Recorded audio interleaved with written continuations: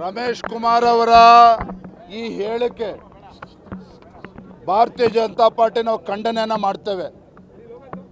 ರಮೇಶ್ ಕುಮಾರ್ ಅವರು ಮಾಜಿ ಸ್ಪೀಕರ್ ಏನಿದ್ದಾರೆ ಅವರ ಯೋಗ್ಯತೆ ಏನು ಅಂತಕ್ಕಂಥದ್ದು ಅವರ ಕ್ಷೇತ್ರದ ಮತದಾರರಿಗೆ ಗೊತ್ತಿದೆ.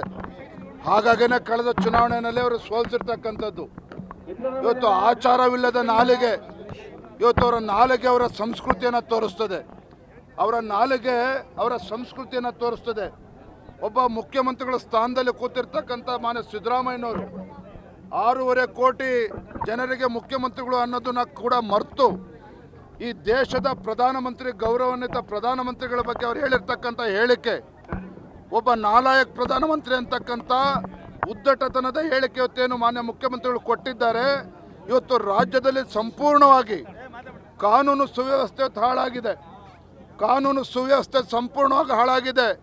ಈ ದರಿದ್ರ ಕಾಂಗ್ರೆಸ್ ಸರ್ಕಾರ ಅವರ ಗ್ಯಾರಂಟಿನ ಬಿಡಿ, ಇವತ್ತು ನಾಡಿನ ಮಹಿಳೆಯರಿಗೆ ರಕ್ಷಣೆಯನ್ನು ಕೊಡ್ತಕ್ಕಂಥ ವಿಚಾರದಲ್ಲೂ ಕೂಡ ಅವರ ನಾಲಾಯಕತನ ಇವತ್ತು ಪ್ರದರ್ಶನ ಮಾಡ್ತಾ ಇದ್ದಾರೆ. ಇಂಥ ನಾಲಾಯಕ್ ಸರ್ಕಾರಕ್ಕೆ ರಾಜ್ಯದ ಜನರು ಇವತ್ತು ಮುಂದಿನ ದಿನಗಳಲ್ಲಿ ಉತ್ತರವನ್ನು ನೀಡ್ತಾರೆ. ಇಂಥ ನಾಲಾಯಕ್ ಸರ್ಕಾರ ನೇಹ ಹತ್ಯೆ ಪ್ರಕರಣದಲ್ಲಿ ನಾಚಿಕೆ ಆಗಬೇಕಿತ್ತು. ಕಾಂಗ್ರೆಸ್ ಸರ್ಕಾರಕ್ಕೆ ನಾಚಿಕೆ ಆಗಬೇಕಿತ್ತು. ಒಂದು ಜವಾಬ್ದಾರಿತ ಸರ್ಕಾರ ಆ ಹೆಣ್ಣು ಮಗಳು ಹತ್ಯೆ ಆದಾಗ ರಾಜ್ಯದ ಮುಖ್ಯಮಂತ್ರಿಗಳ ಆದಿಯಾಗಿ ಯಾವುದೇ ಒಬ್ಬ ಸಚಿವ ಇವತ್ತು ಮನೆಗೆ ಹೋಗಿ ಆ ಕುಟುಂಬಕ್ಕೆ ಸಾಂತ್ವನ ಹೇಳ್ತಕ್ಕಂಥ ಪ್ರಯತ್ನ ಮಾಡೋದಿಲ್ಲ, ಆ ಕುಟುಂಬಕ್ಕೆ ಧೈರ್ಯ ಕೊಡ್ತಕ್ಕಂಥ ಕೆಲಸ ಮಾಡೋದಿಲ್ಲ.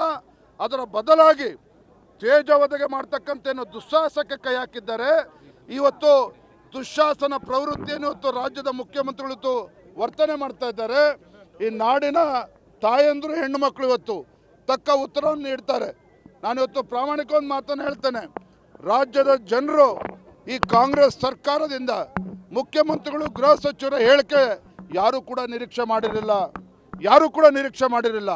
ಇವತ್ತು ಪೊಲೀಸ್ ಅಧಿಕಾರಿಗಳನ್ನು ಬಳಸ್ಕೊಂಡು ಆ ಕುಟುಂಬದ ವಿರುದ್ಧ ತೇಜವಧೆ ಮಾಡ್ತಕ್ಕಂಥ ನೀಚ ಕೃತ್ಯಕ್ಕೆ ಇವತ್ತು ಏನು ಕಾಂಗ್ರೆಸ್ ಸರ್ಕಾರ ಇಳಿದಿದೆ.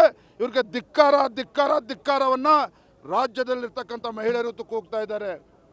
ಭಾಳ ದುರಂತ. ಇವತ್ತು ರಾಜ್ಯದಲ್ಲಿ ಒಂದು ಕಡೆ ಕಾನೂನು ಸುವ್ಯವಸ್ಥೆ ಹಾಳಾಗಿರ್ತಕ್ಕಂಥದ್ದು, ಒಬ್ಬ ಇಂಥ ನಾಲಾಯಕ್ ಮುಖ್ಯಮಂತ್ರಿಗಳನ್ನು ಪಡೆದಿರ್ತಕ್ಕಂಥ ನಿಜವಾಗ್ಲೂ ಕೂಡ ಜನರು ಇವತ್ತು ಶಾಪ ಆಗ್ತಾ ಇದ್ದಾರೆ. ಈ ಥರ ವಿಚಾರದಲ್ಲೂ ಸಹ, ಇಂಥ ಕೊಲೆ ವಿಚಾರದಲ್ಲೂ ಕೂಡ ಕೊಲೆಗಡಕರನ್ನ ಒದ್ದು ಒಳಗೆ ಹಾಕುವ ಬದಲು ಇವತ್ತು ಅವರಿಗೆ ರಕ್ಷಣೆ ಕೊಡ್ತಕ್ಕಂಥ ಕೆಲಸ ಇವತ್ತೇನು ರಾಜ್ಯದ ಮುಖ್ಯಮಂತ್ರಿಗಳು ಮಾಡ್ತಾ ಇದ್ದಾರೆ. ಇದು ಅಕ್ಷಮ್ಯ ಅಪರಾಧ ಇದು.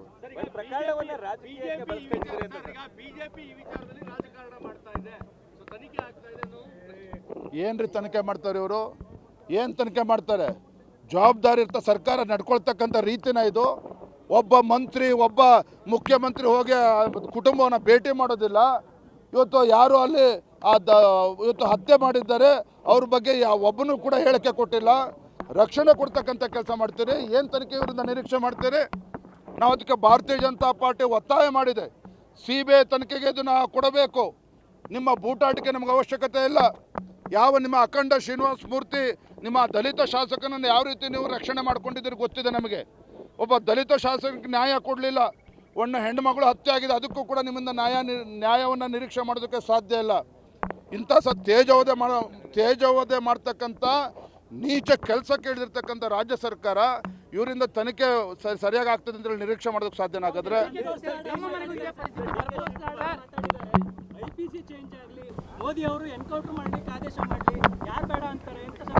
ಅವನ್ರಿ ನಾಲಾಯಕ್ ಸಂತೋಷ್ ಅವನ ಬಗ್ಗೆ ಯಾಕ್ರಿ ಮಾತಾಡ್ತೀರಿ? ರಾಜ್ಯದ ಮುಖ್ಯಮಂತ್ರಿಗಳು ಎಷ್ಟು ಬೇಜವಾಬ್ದಾರಿಯಿಂದ ನಡ್ಕೊಳ್ತಾ ಇರ್ತಕ್ಕಂಥ ಸಂದರ್ಭದಲ್ಲಿ ಯಾವ ಸಂತೋಷ್ ಲಾಡ್ ಬಗ್ಗೆ ಮಾತನಾಡ್ತೀರಿ? ಇದೇ ರೀತಿ ಹೇಳಿಕೆಯನ್ನು ಕೊಡ್ತಾ ಇರಲಿ, ಹೆಣ್ಮಕ್ಳೇ ಬಡಗಿ ತಗೊಂಡು ಬಾರಿಸ್ತಾರೆ ಅವ್ರಿಗೆ.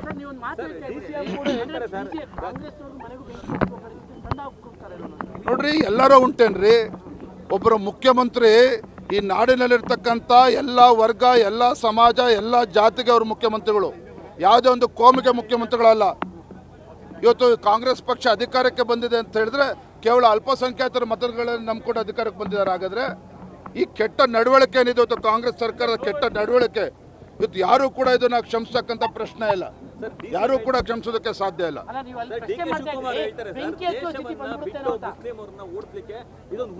ಏನಂದ್ರೆ ನೋಡ್ರಿ, ನಾವು ಮುಸ್ಲಿಮರ ಬಗ್ಗೆ ಮಾತನಾಡ್ತಾ ಇಲ್ಲ. ಯಾರು ದೇಶದ್ರೋಹಿಗಳಿದ್ದಾರೆ, ಯಾರು ಇವತ್ತು ಕೊಲೆಗಡಕರಿದ್ದಾರೆ, ಅವರಿಗೆ ರಕ್ಷಣೆ ಕೊಡ್ತಕ್ಕಂಥ ಕಾಂಗ್ರೆಸ್ ಸರ್ಕಾರಕ್ಕೆ ಇವತ್ತು ನಾವು ಮಾತನಾಡ್ತಾ ಇರ್ತಕ್ಕಂಥದ್ದು. ಅಲ್ಪಸಂಖ್ಯಾತರು ಇವು ವಿರೋಧಿಗಳು ಭಾರತೀಯ ಜನತಾ ಪಾರ್ಟಿ ಏನಲ್ಲ, ಆದರೆ ಇವತ್ತು ಅಲ್ಪಸಂಖ್ಯಾತರ ತುಷ್ಟೀಕರಣ ಮಾಡ್ತಕ್ಕಂಥ ನಿಟ್ಟಿನಲ್ಲಿ ಇವತ್ತು ಕೊಲೆಗಡಕರನ್ನು, ದೇಶದ್ರೋಹಿಗಳನ್ನು ಪಾಕಿಸ್ತಾನ್ ಜಿಂದಾಬಾದ್ ಅಂತೇಳಿ ಘೋಷಣೆ ಹಾಕಿರ್ತಕ್ಕಂಥವ್ರಿಗೂ ಏನು ರಕ್ಷಣೆ ಕೊಡ್ತಕ್ಕಂಥ ಕೆಲಸ ಇವತ್ತು ಕಾಂಗ್ರೆಸ್ ಸರ್ಕಾರ ಮಾಡ್ತಾ ಇದೆ. ಇದಕ್ಕೆ ತಕ್ಕ ಉತ್ತರ ನಾವು ನೀಡ್ತೇವೆ ಬರುವಂತ ದಿನಗಳಲ್ಲಿ. ಹೀಗೆ ಮುಂದುವರೆದ್ರೆ ರಾಜ್ಯದಲ್ಲಿ ಏನಾಗಬಹುದು ಅಂತೇಳಿ ಜನರ ಮನಸ್ಥಿತಿ, ಜನರ ಪರಿಸ್ಥಿತಿ ಮತ್ತು ಜನರು ಏನ್ ಮಾಡಬಹುದು ಅಂತ ಈ ರೀತಿ ನೋಡ್ರಿ, ಈ ಒಂದು ಬೇಜವಾಬ್ದಾರಿತನದಿಂದ ಏನು ಸರ್ಕಾರ ನಡ್ಕೊಳ್ತಾ ಇದೆ, ಇವತ್ತು ರಾಜ್ಯದಲ್ಲಿ ಇವತ್ತು ಅರಾಜಕತೆ ಸೃಷ್ಟಿ ಆಗಿದೆ. ಜನರ ತಾಳ್ಮೆಗೂ ಕೂಡ ಅದಕ್ಕೆ ಇತಿಮಿತಿಗಳಿದೆ. ಆ ಇತಿಮಿತಿಗಳು ಮೀರಿ ಹೋದರೆ ಅದಕ್ಕೆ ರಾಜ್ಯ ಸರ್ಕಾರ ಹೊಣೆಗಾರಿಕೆಯನ್ನು ವಹಿಸಬೇಕಾಗಿದೆ. ನೋಡಿ, ಬರೋದ್ರಲ್ಲಿ ಗೊತ್ತಾಗ್ತದೆ.